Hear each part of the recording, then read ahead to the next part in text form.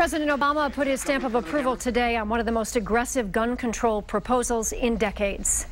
And as you might imagine, from coast to coast, it is generating a lot of debate. Tonight, we have guests joining us from both sides of this controversy. And here with us now, Vincenza Butera from Detroit's chapter of 1 Million Moms for Gun Control. Thank you for being with us. Thank you. And William Cusick, he's formerly with Oakland County's Homicide Unit, now the owner of Action Impact Firearm Gun Range. So good to have both of you with us. Thanks for joining us. Thank you. William, you run a gun range and you sell guns. So what's your reaction to today? And did this draw some more crowds to your gun range to buy weapons? Well, it certainly increased the amount of traffic in my store without question. Yeah.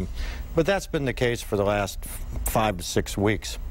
My personal take on this is I'm not in total opposition to everything that was said today. I certainly am in agreement with background checks. And you have to understand, as licensed dealers in Michigan, we're required to do those background checks, and we do. So that's not, that wasn't of any concern to me. That wouldn't change how you do business. What they're really targeting there, if I'm not mistaken, is these gun shows that go around, private selling of guns. Is that correct? Private individuals selling at gun shows. Now, some of your sellers at the gun shows are in fact licensed dealers. They do the background checks. It's the private individuals where there's no background check that's done. Okay. Now, Vincenza, what do you think about today's announcements? Is this a step in the right direction for you?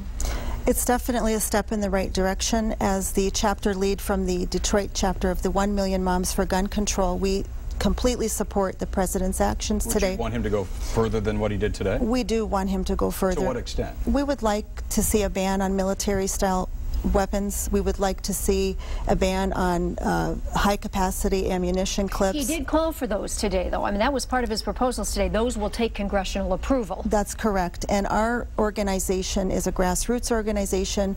We're gathering moms, dads, teachers, any concerned citizen in the country to come together to help promote and advocate for these additional measures to come through. William, what do you think about the ban on assault weapons that he talked about today that would require congressional approval? I'm sure some of your business involves those type of weapons. Is that an effective solution to the problem that we're seeing? No, I think that's my concern. We agree on many issues. However, I believe the road for us to get to be safer isn't necessarily from that path. I'm concerned that simply by enacting these bans, we would create a false sense of security. And I think our safety is our responsibility as citizens of this country. And I don't want that to take away from our responsibility. And if we just simply focus on that, we've kind of left the debate on being safer, and we're now focused on guns. And I'm almost concerned that that creates a false sense of security.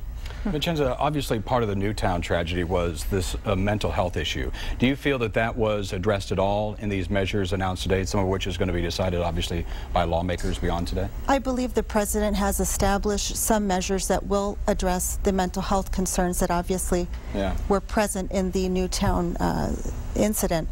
As a social worker myself, mental health is of critical importance, and you know, our organization fully supports the executive orders that were signed today by the President. And are you happy with the thought of maybe having more money go to schools as far as protecting schools? Absolutely. That's part of this measure.